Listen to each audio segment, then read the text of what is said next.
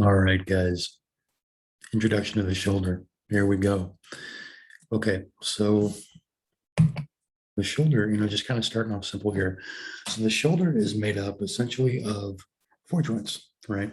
So we have the AC joint, right? The acromioclavicular joint, the glenohumeral joint here, okay?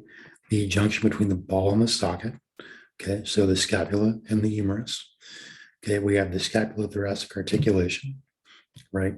And the SC joint, so the sternoclavicular joint, which is the joint between the sternum, the breastbone here, and the clavicle, the collarbone.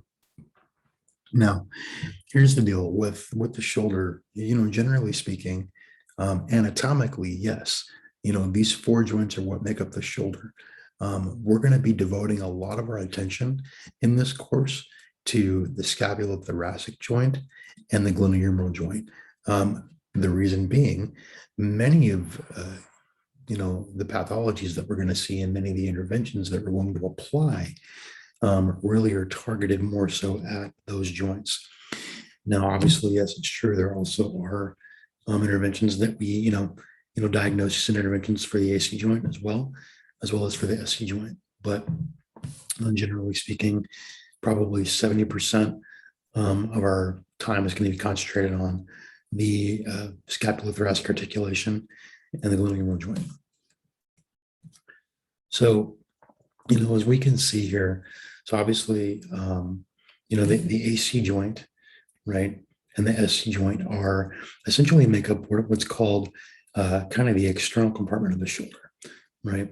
So you can see here that the AC joint consists of the clavicle, okay, where it joins to the acromion, which is a projection off the posterior aspect of the scapula, okay, and the corticoclavicular ligament, okay, has two separate sections to it, okay. It has the trapezoid part, okay, here. I'm gonna get the trapezoid part here. All right. And then it has the conoid part here. All right. Now, in the event of an AC joint injury, okay, the ligament that is generally injured is the acromioclavicular ligament here. All right. Now, the SC joint, okay, we have, the ligament joining the clavicle to the maneuvering of the sternum, right at the superior aspect. And so the AC joint makes up the lateral aspect of the clavicle, okay, where the collarbone meets the acromion at the scapula.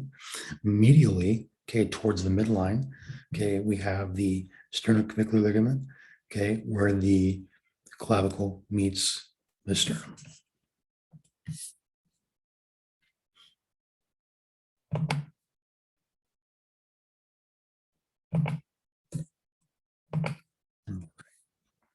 So with okay,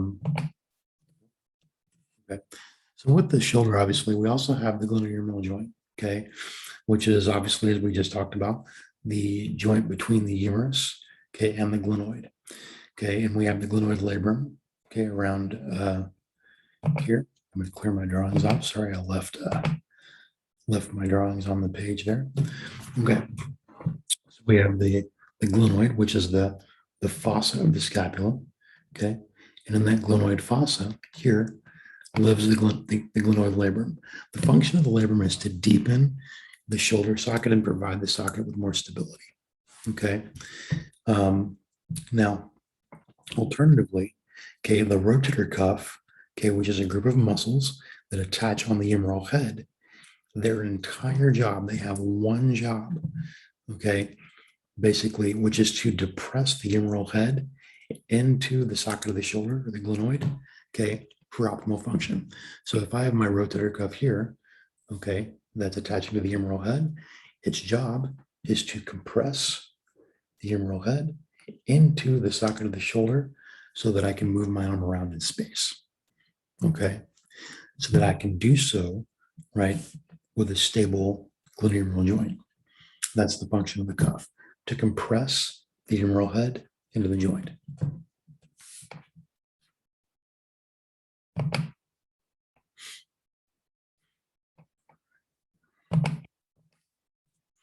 Okay.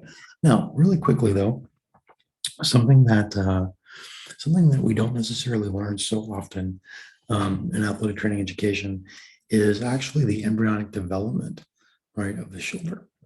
So this is actually really important because if we have a little bit of a grasp on this, we can actually understand certain things that we may see, certain congenital abnormalities in the shoulder.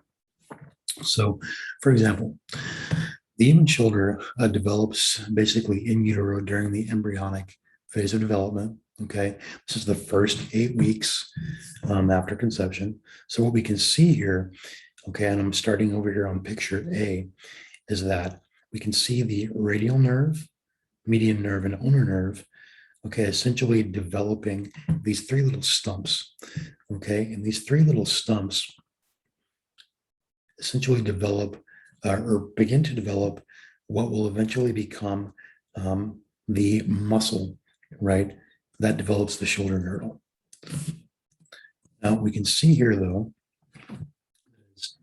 as you know, as the fetus continues to develop, right, that we have actually begun to develop certain cartilaginous structures, right? Because remember, as children, as babies, as we're developing, we do not have ossified bone. Okay, we are generally cartilage. Our skeletons are generally made out of cartilage. Okay, so just pointing out a few things here.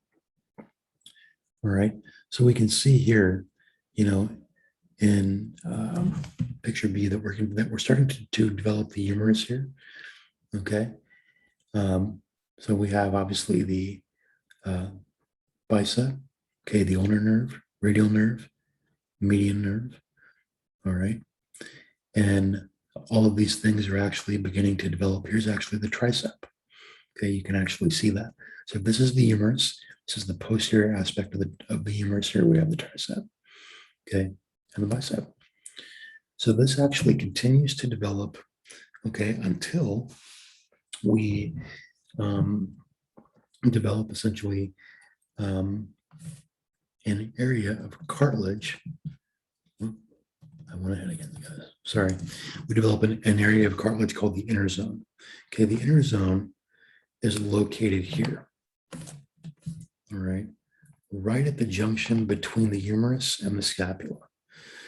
It is the inner zone here that will essentially develop what we know to be the glenohumeral joint. All right. Ultimately, what happens is, okay, that the glenohumeral joint begins to essentially almost kind of like spread out, and the cartilage the cartilage actually becomes a little bit more loose and starts to develop these kind of outpouchings right around the humeral head. And so we'll see that here. Okay, this next slide.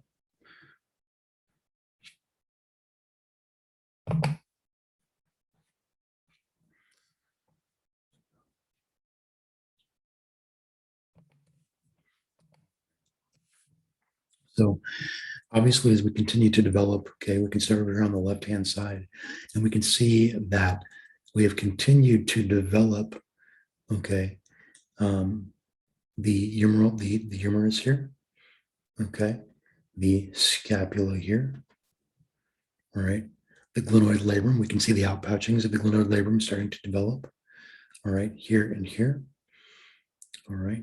So we have the short head of the bicep here, all right. We have the coracobrachialis here, all right.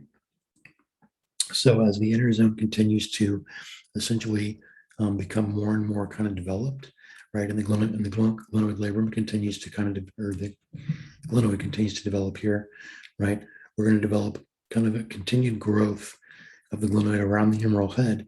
This is what gives us the ball and socket joint of the shoulder. Okay, this is how it develops in utero. Okay, so obviously the glenoid, right, the embryological precursor to the glenoid is the inner zone. Okay, the subscapularis, which is the muscle on the front side of the scapula that helps us internally rotate the arm. Okay, the embryological precursor to that is the premuscular blastomata. Okay, scapula. Okay, the chondrogenic anlage and the humerus also the chondrogenic onloge, right? Now remember, all of this actually started from a limb bud, right? Which we had three nerves actually coming out of that limb bud, the radial nerve, the median nerve, and the ulnar nerve. All right. Those nerves then developed into the premuscular blastomata. All right. And then into the chondrogenic onloge, which gave us the scapula and the humerus. Okay. The inner zone then developed, which then gave way to the glenohumeral joint. All right. And all of this becomes much more pronounced, obviously, after 9 weeks, after we're out of the embryonic period and into the fetal development period. So obviously, now that we're in the fetal development period, we can see that even, much, much more so, the anatomy of the shoulder has started to take place. Scapula, okay, humerus, acromion, all right? This is actually the spine of the scapula here, okay? So here, all right, we have the subscapularis, infraspinatus down here, okay? Supraspinatus is going to be up here, all right? And here's the acromion there. Now here's the deltoid laterally. All right. You can kind of see how this is kind of starting to take shape. Okay. Why in the world did we just go over that? Why does it even matter? Okay. You will see, and it's fairly common. There are certain congenital deformities of the shoulder girdle that you will see in your patients. A very common one is Springle's deformity. Springle's deformity is where we have a much smaller scapula on one side relative to the other. So one scapula is going to be really, really kind of looking more tiny and underdeveloped, right? Whereas one will be obviously larger and more pronounced. Okay. When you think Springle's deformity, think baby scap, right? Springle's deformity, baby scap. Okay. Now, the reason why that's important is that there was actually a study that was done in India, and they've actually started doing ultrasound evaluations of fetuses to actually kind of try to determine some of these congenital abnormalities ahead of time. As far as being able to actually treat them, we don't really know much about that. However, someone who has, a congenital deformity like Springle's deformity, for example, may be more likely to have sort of functional deficits, potentially with strength over time, and those types of things. So it's really important to be aware of that. And if you see that in your patient, not to be all that concerned about it. People generally tend to live pretty normal lives and can even participate fully in collegiate athletics and everything like that. So, all right, moving on. So how does the shoulder move? Okay, it's really important to know, and if you remember this ratio, it's going to make a lot more sense to you. The shoulder moves, motion of the shoulder happens in a 2-to-1 ratio. What does that mean? That means that for every 2 degrees, and I'm going to stand up here, bear with me. Okay. So that for every 2 degrees of motion at the humerus, I have 1 degree of motion occurring simultaneously at the scapula. So as my shoulder moves up here, let's say my shoulder moved 20 degrees. Okay, my scapula has rotated 10 degrees to allow my humerus to move 20. Okay, if now my humerus is out at 90 degrees, my scapula is upwardly rotated 45 degrees to allow me 90 degrees of humeral motion.